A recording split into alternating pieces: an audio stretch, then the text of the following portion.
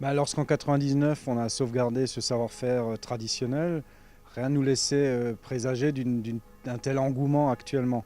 C'est vrai que c'est lié à plusieurs phénomènes, celui qui consiste à faire confiance à son propre patrimoine, à son humus, et ce qui nous a amené beaucoup d'addicts dès le démarrage de cette production réenclenchée à partir de 99-2000, surtout avec des sujets dits traditionnels, hein, des pommes de pin, des raisins, des boules classiques. Mais c'est vrai que très rapidement, au début des années 2000, on a senti que le fait de faire revisiter cette tradition par des designers contemporains pouvait réinscrire cette production dans notre époque.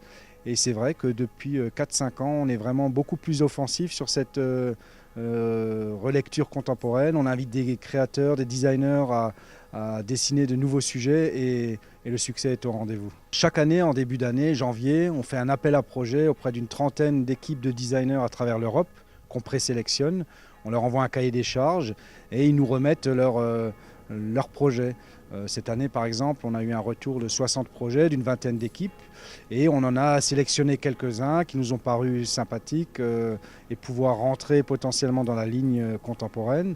On les a convoqués, on a travaillé avec eux pour finalement retenir le studio Ziegler et Brichet, Pierre et Caroline, qui avaient évoqué cette piste du super-héros des montagnes.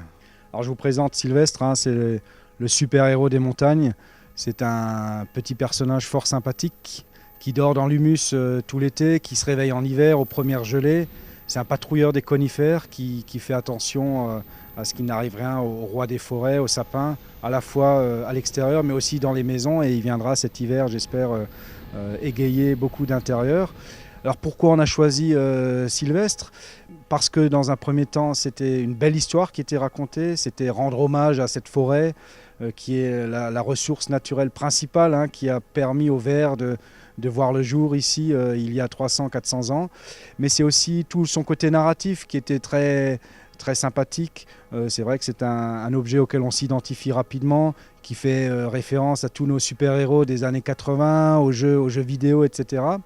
Et puis surtout, les designers ont été malins parce qu'ils répondaient favorablement à ce cahier des charges techniques, parce qu'il faut se rendre compte qu'a priori, si tout va bien, cette boule sera produite à 6 000-7 000 exemplaires cette année.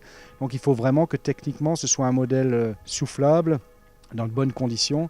Et ils ont cumulé tout ce contexte-là, et c'est pour ça que Sylvestre a fait son apparition sur Terre cette année.